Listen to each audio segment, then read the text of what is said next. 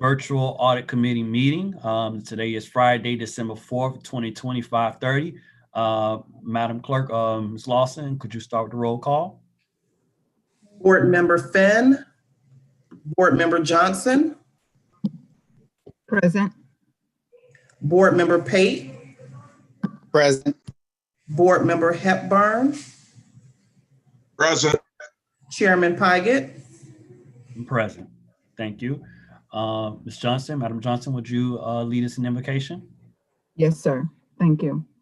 Oh, Father, we come to you, to the mercy seat of grace and to the mercy seat of forgiveness and the mercy seat of understanding with like-minded individuals for the common good of the city of Opa-locka, all its businesses, employees, and citizens.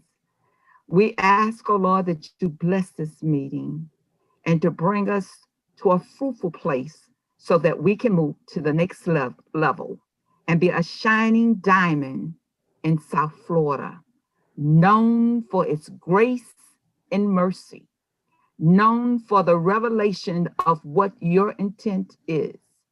And all these things we come together by saying amen. Thank you. That was really good. Mr. Madge, could you lead us in the Pledge of Allegiance? I pledge allegiance to the flag of the United States of America and to the republic which stands one nation under God, indivisible, with liberty and justice for all. Thank you. All right, Madam Clerk, could you go over the protocols that govern this meeting? Well, matter of fact, Madam Attorney, could you go over the protocols that govern this advisory board meeting, and then followed by Ms. Lawson to go over public comment guidelines? Yes, Mr. Mayor, pursuant to the executive order passed by the Commission of Opa-locka, this municipality may conduct a meeting of this board without having a quorum of its members present physically or at any specific location, and utilizing communications media technology such as telephonic or video conferencing as provided by Section 120.54 5B2 Florida statutes.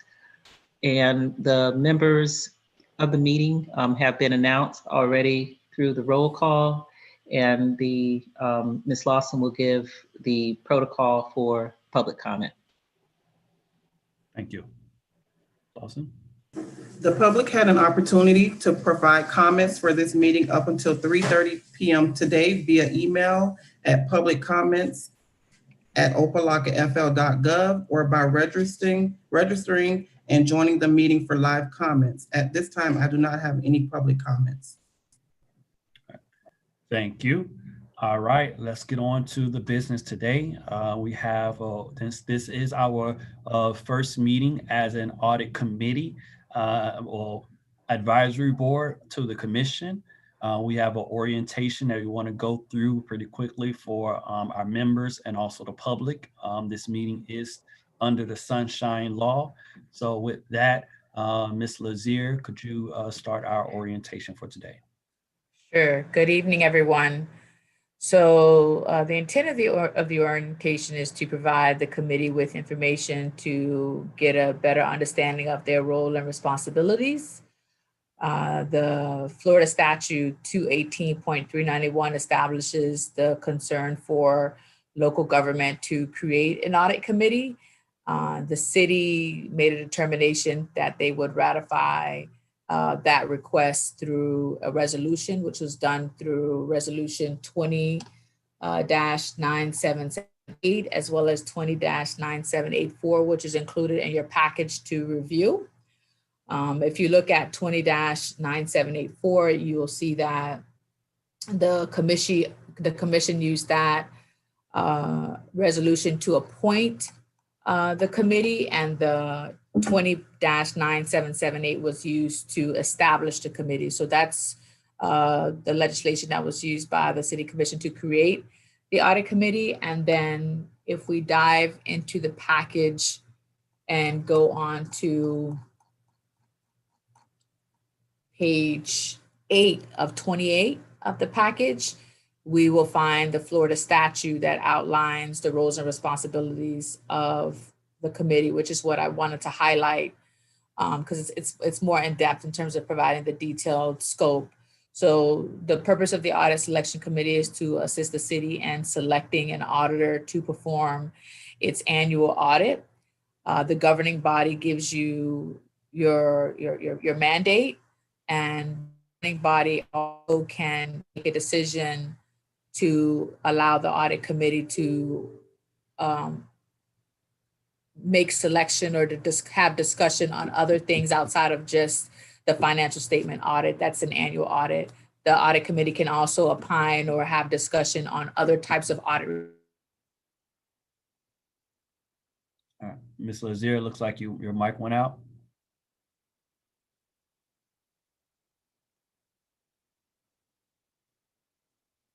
Yeah, we cannot hear you. Am I the only one having The authority that this audit committee has is to help assist the city in making a selection of an audit firm for the financial statement audit. So that's the one thing that I wanted to highlight. The other thing that I wanted to highlight is that the major or primary role of the audit committee, which is outlined in section 2D of this document, it outlines the primary purpose of the audit committee. And basically, again, it's just the financial statement audit and to establish your selection criteria for determining how you're going to select the audit firm. So wanted to at least share that with you guys, and that is highlighted in section 3 of this Florida statute. It goes on from 3A to 3E, which highlights how you guys going to determine how you're going to select the firm. Is compensation is going to be an election criteria? Sometimes that is considered an election criteria. The fact that the firm is a licensed CPA firm within the state of Florida under Florida Statute 473, and other guidelines that it provides you to give you some guidance on how to determine your selection criteria. Once a selection criteria is created, then it requires for the city to then go through a procurement process, utilizing that evaluation criteria to evaluate those firms that submit. And then the audit committee will convene, do ratings, and to determine the scoring that they want to give the firms. And then at the end, the committee would review their decision or their scorings, and then they would make a recommendation to the governing body. So the committee is basically just there to make a recommendation to the governing body on which audit firm that they decide to select. The committee is not responsible for engaging in contracts in terms of ratifying a contract for the audit firm. They're simply there to assist with evaluating and giving recommendations to the governing body on who could be selected based on experience, based on performance, based on past performance, based on compensation and other criteria that you may develop along the way. The other thing that I wanted to highlight as part of the orientation, so I'm going back to the agenda, is bullet point 3 under 5 for orientation is policies and procedures. So the Florida statute gives some guidance in terms of what your responsibilities are, but we are in the process of developing policies and procedures for the audit committee, and that will go before the governing body to be approved before it comes to you, so that it provides some organization in terms of how you guys will conduct. As an example, what is the term of your audit committee role? So that's one of the things that we're going to outline in the policies and procedures guideline. So that's what I wanted to share from an orientation perspective. I'd love to know whether or not any of you guys have any questions or concerns, or that you might want to share with us that we could assist you along the way. All right, thank you, Ms. Lazier. The floor is open for any questions or comments. I know Ms. Johnson, as the senior veteran elected official here, any thoughts that you have, it definitely will be helpful and appreciated moving this forward. So any questions or comments in relation to the orientation?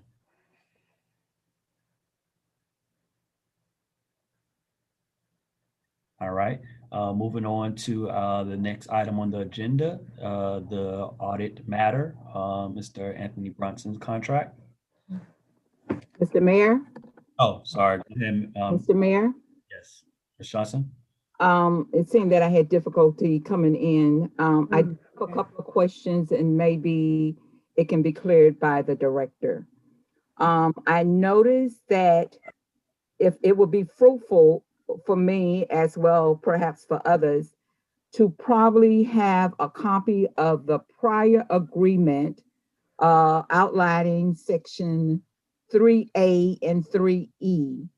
And I would like to see how it coincide with the procurement recommendation for contractors going out. Because my memory served me correct, the governing body for the audit period is held directly responsible by the commission.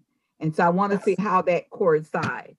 Secondly, Florida Statute 218-391. I know that I think it would be fruitful, and this is just a suggestion at this point.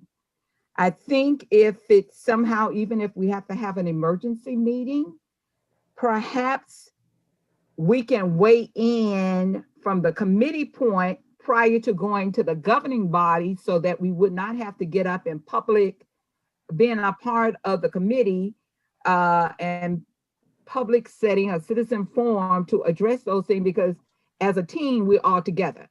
So prior to going to the commission to vote on it, it probably be more beneficial for us to shine in if there is needed any recommendation, because we are an advisory committee making recommendations to the committee, which I think will be very beneficial. That's my concern. That's my suggestion, and that's it. Thank Okay. you.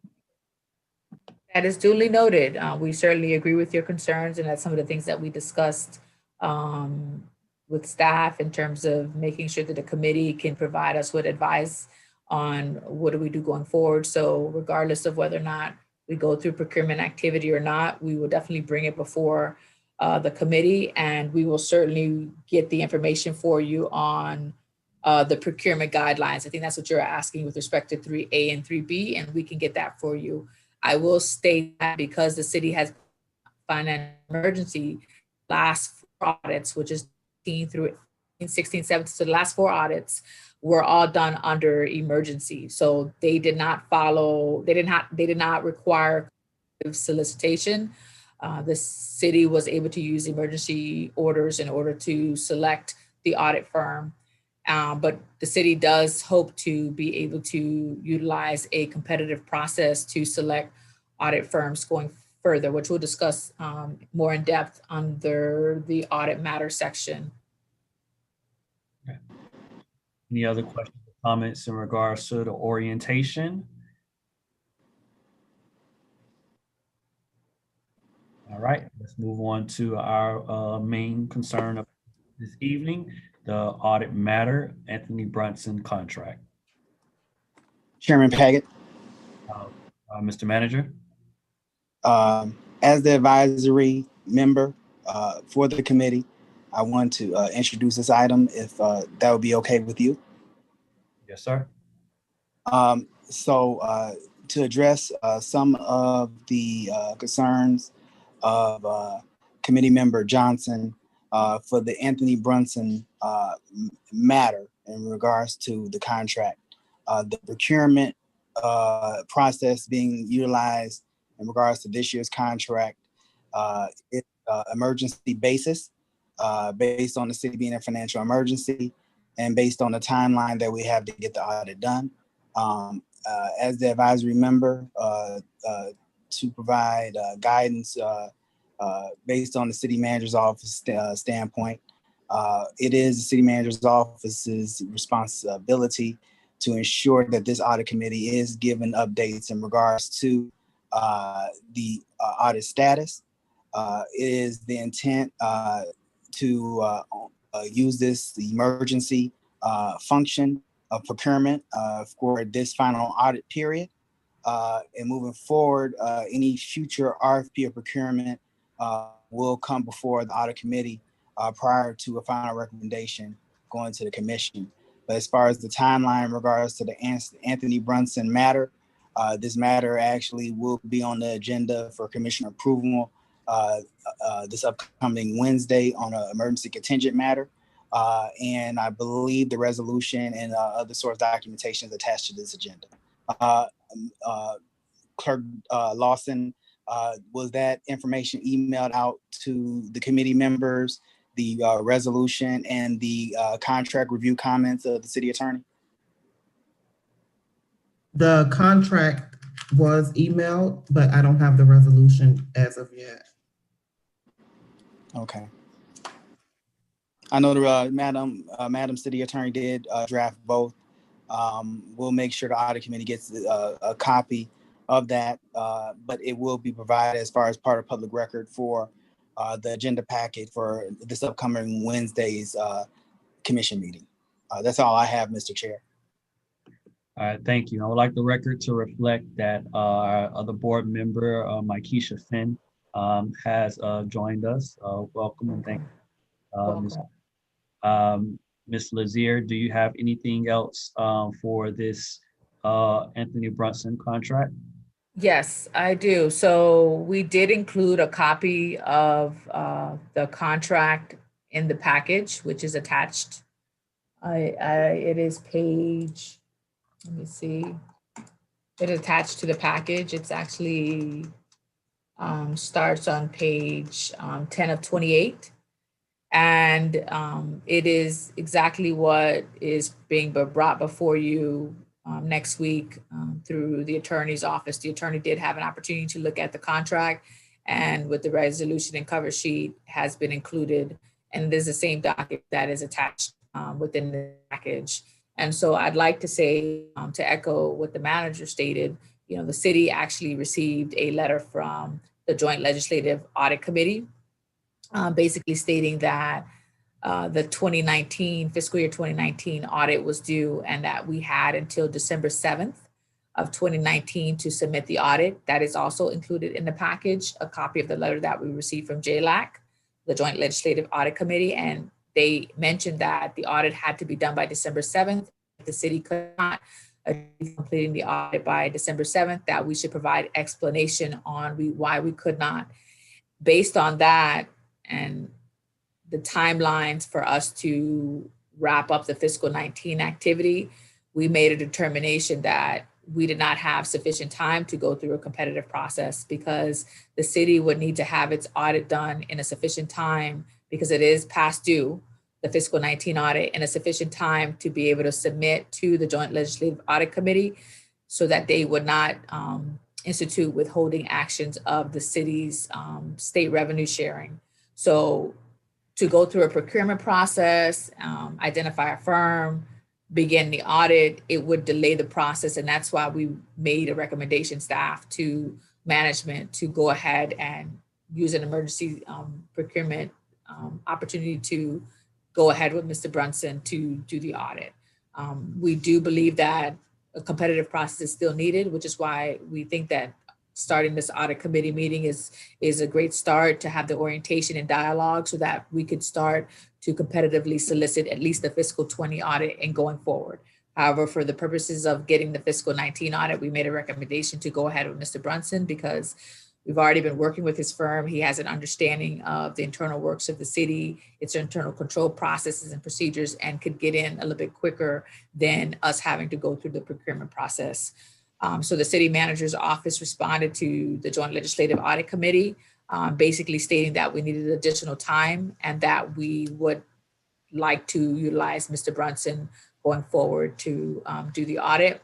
And staff also provided a memo which outlined this as well as the timeline, which is also included in your package. So that's the recommendation from staff as just because of the deadline. But outside of that, we believe that competitive process is what we'll do going forward for fiscal year 20 and beyond.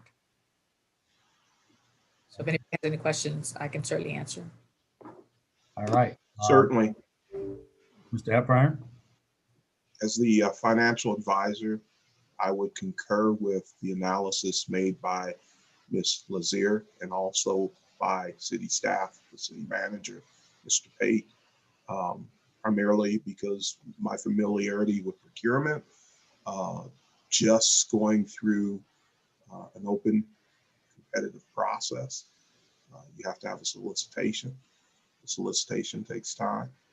You have to create the scope for the solicitation. That takes time. And then it has to be presented to the board for ratification. So I would concur with Ms. Lazier, and I think it's a great idea for this body to at least be involved with the beginning process for the 2020 audit. And you're ahead of the game because you're nearly 7 months before the year-end close and another 9 months before it's actually due to the state. So we're on a good timeline. Mhm. Awesome. All right, we've heard from city staff, our advisory, about the current matter that was before us, the contract for Mr. Brunson. And we've heard that this is something that's moving forward as emergency nature due to the financial conditions of the city and outstanding audit. Any questions, comments, thoughts on the matter before us? Mr. Mayor? Ms. Johnson? Yes, although I agree with the recommendation from staff as well as our advisory member that's currently in the director. However, I would like to suggest that, and I think I heard it, but I think we, the city, have to position ourselves that we know we got procurement. One of the findings in the previous listing was that it wasn't followed through. So although I commend the administration for taking the proactive approach to bring some closure, Tony was there when I was there, and I voted for him to be our controller. He's more familiar with it. He's brought us up to date. You are able to retrieve funding that was due to you. But I think we have to posture our position that no matter what, the emergency is that we have a procurement process, and we have to, I suggest we put things in timeline so that we won't be here, because I've heard this over some years, and the heartburn is that in order for us to transition and have a transparent documentation going forward, we have to adhere to those policy and procedures that we currently have. And although I know we're in a tight situation with dates and timeline, but we don't ever, in my opinion, to see it's emergency now, because those procurement drafting has been there for years. And you want to be able to justify it with everyone being on the same page. I will not be addressing this on the 9th at all, because I'm a part of the team and I'm concurring now. But I think that we got to put ourselves in that position to make sure that everything that should be adhered to currently can't be an emergency all the time. And I'm not saying it has been, but I think it'll put us in a better posture going forward. Thank you very much, Mr. Mayor, and I conclude my thoughts. Thank you. Thank you, Board Member Johnson. Anyone else? Okay. I concur with Board Member Johnson's sentiments in regards to the emergency nature of this. We know that as a city, we've had this outstanding audit for quite a while, and we have an upcoming audit coming up in 2020. However, I know due to the nature and the financial conditions and things going on within the finance department, it has been very difficult to pull it together, especially considering the last audit.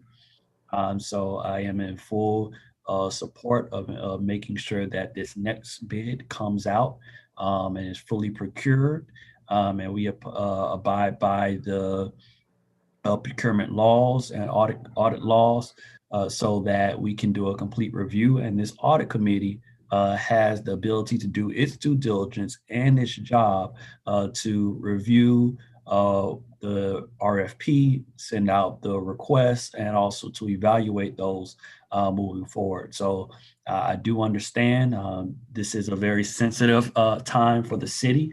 Around this time last year, we were literally in the middle of a fight for the life of our city due to the state legislature and many folk up there that were advocating to dissolve municipalities with Opa-locka as a spearhead, and the levers that they were using to address that was this outstanding audit and also the operational audit findings. And the operational audit findings, one of them did point to us having an audit committee to review these audits. So these things are very clear, and Board Member Johnson is bringing up is very key.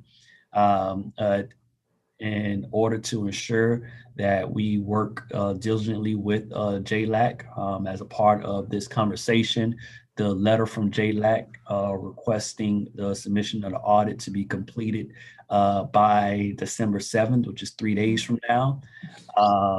We weren't there.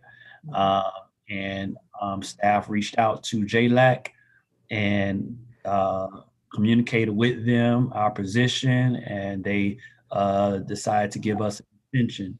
And after consultation with staff and management, we find that if we were to go to the full process for solicitation, we would not have been able to meet that extension that was granted by JLAC. So under these conditions, I am in support with staff and our advisors to move forward with this contract. My question that I would have for staff is the timing of this. We have a contract that needs to be executed ASAP. There is a 3 month, almost 3.5 month, well, 4 month timeline between today and in a few days deadline. And I am very concerned with our ability to be able to secure a auditor, and also give that auditor time it needs to do its due diligence. So I'm wondering, what is the timeline for the execution of this contract, and also for the contractor, Mr. Brunson, to be engaged and start working on this audit? So thank you for that, sir. So I believe we're on that path. The meeting that we're having today is allowing the audit committee to have some discussion on it. And as we mentioned previously, it is going through resolution next Wednesday to the governing body to ratify the contract with Mr. Brunson. So that is the start of it. The engagement letter will allow us to now have a signed contract with Mr. Brunson to allow him to determine the nature and timing and extent of the audit. We have had some preliminary conversations with Mr. Brunson, basically stating that we needed up until December to finalize the books and records for fiscal 19. As you know, the city has made tremendous progress over the last 2 years. I believe in a 14-month time frame, we've pushed out 3 audits, and that was with Mr. Brunson. We finished the fiscal year 16 audit last March. We finished the fiscal year 17 audit in September. And even in the midst of COVID, we were able to finalize the fiscal 18 audit in May. So just keep in mind that meant that the city was behind in terms of getting the books and records up to date to perform an audit. So we just completed the fiscal 18 audit in May, and the finance department has been working to get the books and records up to date for fiscal 19. So I would just like to say that this department has been working steadily, even in the midst of COVID, to get the books and records up to date, and has made tremendous progress. And so because we wanted to make sure that the books and records are up to date before Mr. Brunson started, we know we needed the time up until December to do that.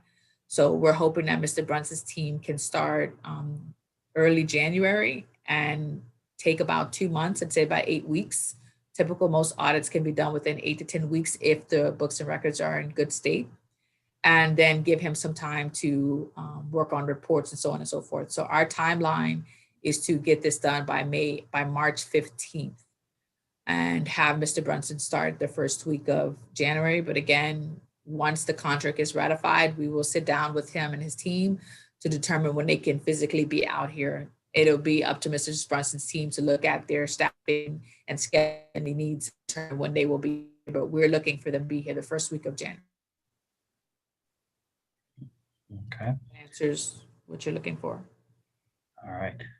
So if staff is confident that if we move this on an emergency basis, we'll be able to meet this deadline, then I am in support of this. If not, then we might as well go through a procurement process. Make sure we do so. The other very important aspect to this audit is that these audits are part of the conditions for us to get out of a financial oversight as a city. And it's been said over multiple times that the Financial Oversight Board would like unmodified opinions of our audit results by our auditor for at least 3 years. And the only thing that prevented us from getting that for the past 2 years was a inventory of physical assets. So I know that is very important. What is the status and update for this inventory of physical assets? And what's going on with that, and how would that be play into this timeline for Mr. Brunson to execute this audit? Ms. Lazier, would you like to speak on that?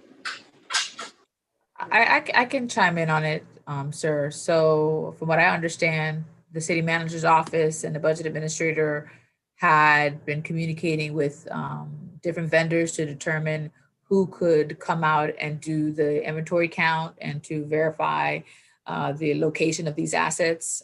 As you mentioned, we did get 2 unmodified reports with the exception of this item. They're looking at selecting a vendor to go to contract. However, I think because of COVID and a lot that's going on in the world, the contractor basically stated that they could come in and do the work on ground on site for about 2 to 3 weeks, and they would need another 2 months to then write the report. So that is pushing on the deadline date of March 15th because we have not secured the firm just yet. However, I think that similar to the audit engagement, we're going to have to wait until we actually hire this organization and have them come out and really do their field work to see how long this is going to take. And so I don't want to speak for the contractor, but normally these things don't just happen over a 2-3 week period. It's going to take time for this organization to come out here, assess the groundworks, perform their planning, implement their inventory process, do the count, and then go to report writing, which will be back and forth with the city. So I don't know how far the progress has been with the vendor, but I know there's been some dialogue with the vendor to secure them. And I can certainly let management discuss if there's been anything further that I have been unaware of. Mr. Hepburn, I believe you had a question. Mr. Hepburn? Yes. May I ask a question? The question that I am desirous of understanding is, when was the last time the fiscal inventory was done in your assets? I have not been able to identify, since I've been here, any physical inventory of the assets, which has been the biggest issue. And when we had the first audit for fiscal 15, which was a disclaimer, we could not tie out the detail to the obviously to the general ledgers. And so that's why Mr. Brunson's team had that as some kind of finding, which we understand. But we have not been able to identify anything, which is why we believe this process is so critical. We have not been able to identify any physical inventory that was performed in the past based on the records that are here. Okay. And then the second question that I think would be helpful for the entire committee to understand are the findings that were written by Mr. Brunson for all of the preceding audits. You know, our mayor, Mayor Paget, is knowledgeable of that, and I can tell based on his questioning. I'm not sure if all of the members have that level of understanding. I think that would be important for us to understand what the issues at hand are. I think that's a very good point, and I can certainly provide to the committee members through manager. We can provide a copy of the prior year audit report to you that outlines some of the findings, management's response, and then our plan of action going forward. I think that'll give some good perspective, and actually addressing the procurement and going through and selecting a firm is part of one of the things that we wanted to tackle. It actually has been a finding. And so that's one of the things that we wanted to address, because the first 2 audits that we had with Mr. Brunson were disclaimers. And as a result of getting the records up to date, we were able to get an unmodified report with the exception, obviously, of the physical inventory. So that's one thing that we'd like to address. So thank you for bringing that up. That was a really good point. So to the board clerk, if you can make sure that the rest of the board members receive the previous year's audits so that they are aware of the current conditions of the city and how that plays into the selection of our future auditors. I think that's very important, and we need to make sure that we're addressing those findings. And it actually reminds me, because on the other end, we do need to set a meeting to go through those findings in detail and find out where we are as a city in regards to addressing each and every one of those recommendations and findings. So we'll discuss that further. So with that, my last question, you briefly mentioned this in regards to starting up this process because we are, it looks like the city will be moving forward with this emergency procurement of this auditor. What is the timeline and the process for stating the next audit and going through that process for reviewing the RFP and solicitation? Mr. Chair, may I be recognized? Yes, manager. As far as speaking on procurement, as soon as the audit that we're currently discussing is procured and it is done and has been accepted by both the audit committee and the city commission, we will be able to be prepared for solicitation. It's very key for the advisory board's knowledge that typically before another audit firm would respond to an RFP solicitation, they would like to see a copy of the previous year or current year audit report, or even meet directly with the previous year audit. So once the audit is finalized, we can go right into procurement for the next auditor and then go through selection evaluation criteria. So quite quickly, once the advisory board and the city commission adopts the audit that we're discussing today. Got it. Mr. Mayor? I see a finger from Mr. Hepburn, and then I'll go to Board Member Johnson. Thank you. So that causes me to ask another question. What is the timeline for your FY 2020 financial report? Because it's due June the 30th to the state. And if you could do, if if you've ended the year already, which you have, all of us have ended fiscal year 2020 already. We're already working our process where I'm at right now. So I'm just interested in finding out what the timeline is to do the CAFR for 2020. Ms. Lazier? Yes, I can answer that. Thank you for the question. That's a great question. So when we completed the fiscal 18 audit, we created a plan to start to address fiscal 19 and 20 simultaneously. So we've been reconciling fiscal 19 and, obviously recording and reconciling fiscal 20 simultaneously. We have had to make some pauses here and there, obviously, because of budget closeout for fiscal 20. But we've now resumed back to trying to finalize the fiscal 19 books and records, and we're going to start putting the CAFR together for fiscal 19. So obviously we'll be working on with the auditors between now and March 15th, but the team is also working simultaneously on reconciling and closing out year end for fiscal 20 as well.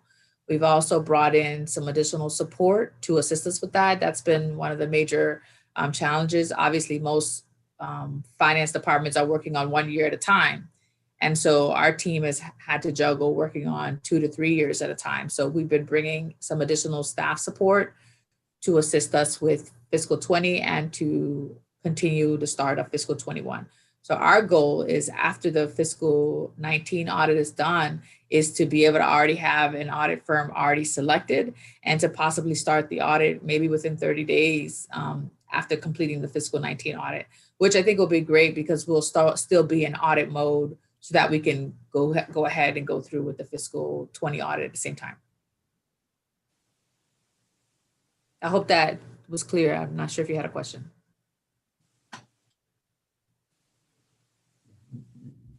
Clear.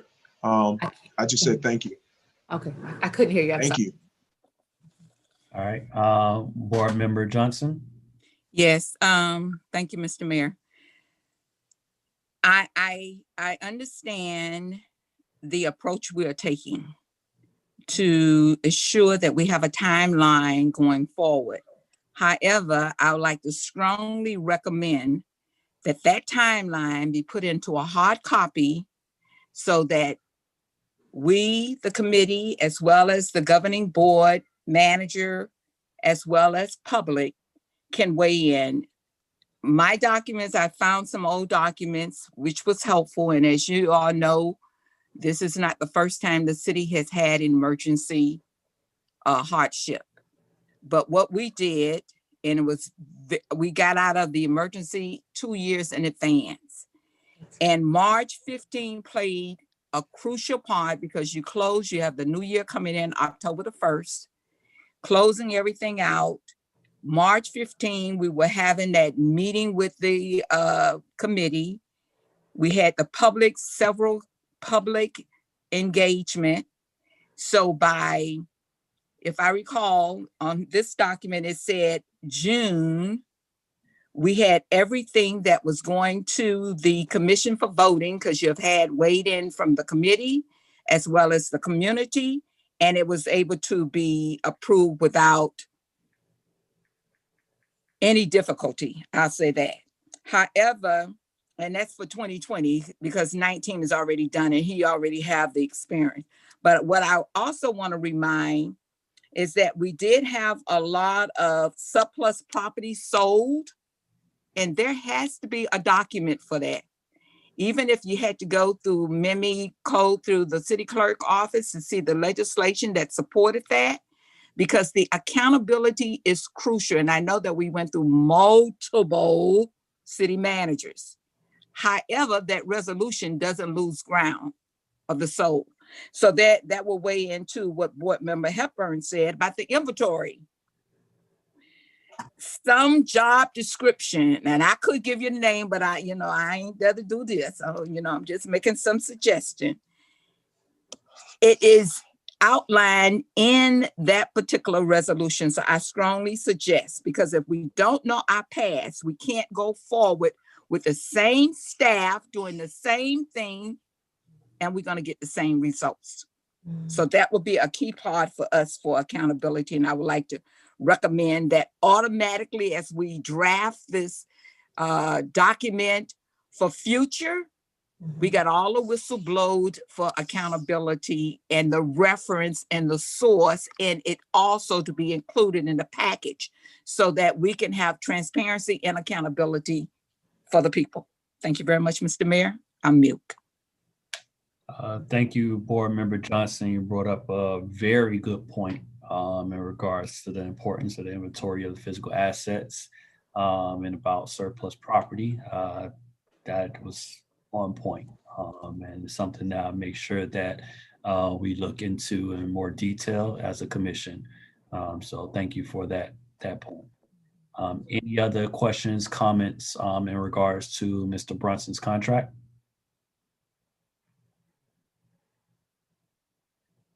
All right, moving on to other business. Is there any other business we want to discuss as an advisory board? Mr. Mayor, Board Member Johnson? I would like to suggest that going forward, and I think you brought it up at one of the meetings through a Zoom meeting for the commission, is at least the advertisement that goes out to the general public to get the way in, is that it be in the 3 language, English, Spanish, and French. And once we have the draft, I'm not sure whether or not we have a clerk on this committee, because normally we have had a clerk and I didn't hear anyone bring it up, and I'm not here to, organize the format. However, this to be a part of our archive information for future going forward for the general public to be able to go not only on Facebook, but go to our website and other various sources to make sure that the taxpayers, the business individuals that are paying, and just the general public at large has accessibility to the information and to be able to weigh in. And I think when that is done, we will get less critical comments because you want constructive feedback, but you'll get less because they have had so many opportunities. Now you're going to have the one that just come to be coming, but at least we're rolling together because we are one team, one city, and one voice. Thank you very much, and I'm muting. All right. So, and let's make Mr. Hepburn. Yeah, my question deals with the next scheduled meeting and what should be on the agenda for the next scheduled meeting. So I think if we are all in agreement, we need to do the procurement for the 2020 audit. And that should happen rather quickly after the 2019. We need to create a scope and a process for the solicitation, the criteria of selection. All of those things need to come rather quickly and beginning with the next scheduled meeting. All right. So let's go through. I think it's important as an advisory committee. I think we need to bring our concerns to the commission formally. So I would like to have a few motions in regards to some of the things that were brought up in this meeting. So I think I'll start with what Mr. Hepburn just brought up, is requesting that we have a timeline for the 2020 audit procedures from management. Mr. Hepburn, do you have a timeline which you would want to get that from staff? So, yeah, I think that should be brought back to us at the next scheduled meeting. It kind of was outlined informally by Ms. Lazier in terms of when it would happen, but it would be good to be brought back in a formal format such as a memo. Mm-hmm. All right. So let's make a motion to recommend to the City Commission that request a timeline so that we as an audit committee can meet to discuss that. So do I have a motion to request a timeline for the 2020 audit? Yeah, I'll make that motion. And I, Dorothy Dottie Johnson, will second it. All right. Madam and Ms. Johnson, just for FYI, Ms. Lawson is the clerk for this board. So any discussion on this motion? All right, Madam Clerk. I think I've got to make a correction. As an alternate, I don't have the power to vote. Yes. So I was going to say that, but I didn't know the guidelines. You're correct. I thank you. That was a slip of my mind. I apologize as chair. I'll make the, Mr. Mayor, I'll make the motion. All right. Ms. Finn, would you like to second that motion? Yes, I'm Keisha Finn will second that motion. All right. Any discussion on that motion? All right, Madam Clerk, roll call. Board Member Johnson, Yes. Board Member Finn, Yes. Chairman Pygott, Yes. motion passes. All right. And Board Member Johnson brought up the concern about ensuring that the advertisements for this meeting is in all 3 languages to ensure people can participate. Ms. Johnson, do you want to make that motion? That discussion can be led into a motion is to ensure just what you said, that all our correspondence be outlined in all 3 languages, English, Spanish, and French going forward. That is a motion. Thank you. All right, for the advertisement. Yes. All right. All right. Moved by Board Member Johnson. Second. And second by Keisha Finn. It's only 3 of us, so I know. I was just waiting for you. I gotta rely on y'all. So, all right. So it's moved and seconded. Madam Clerk. Mr. Chair, may I add a question? Then floor is open for discussion. Mr. Manager. I would say I appreciate the direction that this board is taking, but I do want to note that our own city commission does not advertise in all 3 languages. So if we're going to do for one board, I look doing that for our other boards and the city commission as well. Discussion. Board Member Johnson. Yes. Yes, Mr. Mayor, I totally agree with the manager, but as we go forward and we look at the diversity in our community, I strongly encourage that past practices need to be enhanced with the representation that. And even if we have the clerk, we may need, we can probably get some volunteers for the community to also sit to translate into various language. But I think going forward, that is what I've heard of the committee. Even today, I got a couple of calls and I was, telling people about the meeting and they said, oh, I haven't heard, but it's not in their language, whether they speak it or not. So I think going forward will be an excellent change choices and challenges to avoid so that we can have a smooth transition. That is my thoughts. Thank you. Okay. And we are advisory committee, so we can make these suggestions to the city commission. And from there, the commission can debate and get insight with the management on how to move that forward. But this is a concern that was brought up as in this advisory board, and I think that we should definitely make sure that moves forward to the full commission. So, any other discussion, Madam Ms. Lazier? So just to get a clarification of point, thank you for acknowledging me. That's just the advertisement. That's not the supporting documents included with the advertisement, correct?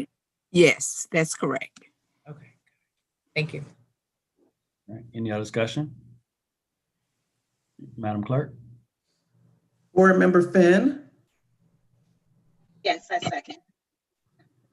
Board Member Johnson, Yes, I motioned. Chairman Pygott, Yes. motion passes.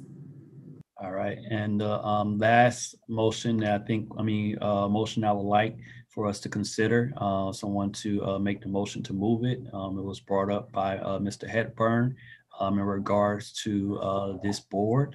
And I think we should move it to also the full commission too, to review the past audit findings. I know that we have two new elected officials on the commission, and I don't recall of a recent meeting in regards to audit where we sat through all those past audit findings and get an update from staff on where we are in addressing them.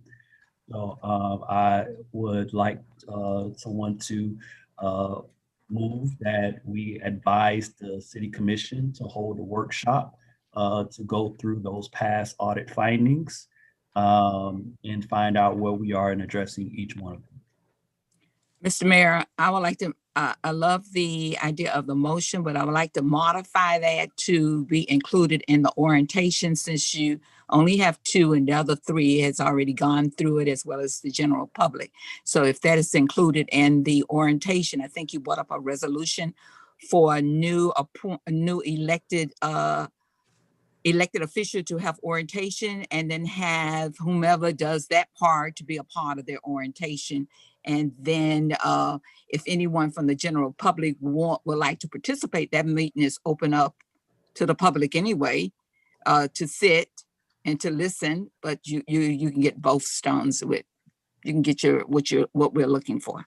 So if you would take a modification to include that in the new elected official orientation, I would greatly make that as a motion. So I think that may be an addition to it, but I think the full commission, I don't know if the full commission has gotten the opportunity to really dive into those audit findings. So I do like the fact that moving forward in general period, anytime newly elected officials are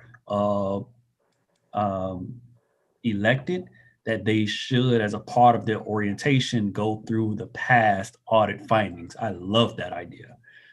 So I'm down with that, but I think that, I guess that wasn't PC, but I support that.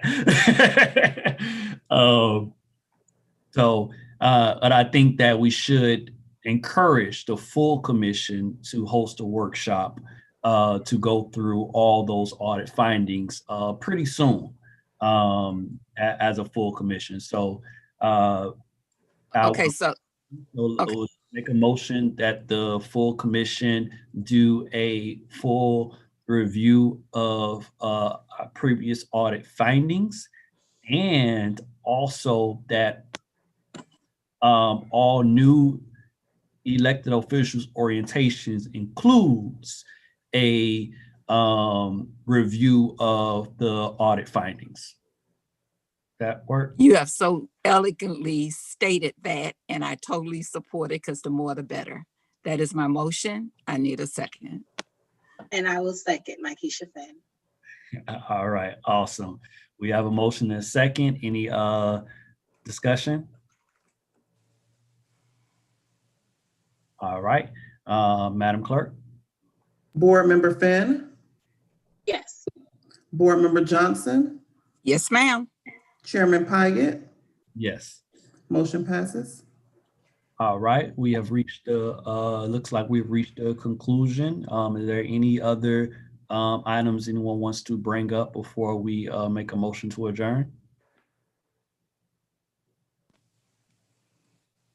Mr. Manager, Mr. Mayor, Board Member Johnson? motion to adjourn. Nice. Got to eat, man. Awesome. Do I have a second? Okay, and I will second that. Yummy, yummy. This meeting is adjourned. Everyone have a great evening, and thank you for taking the time to do this on a Friday evening. Everyone have a great evening. Thank you. Good night.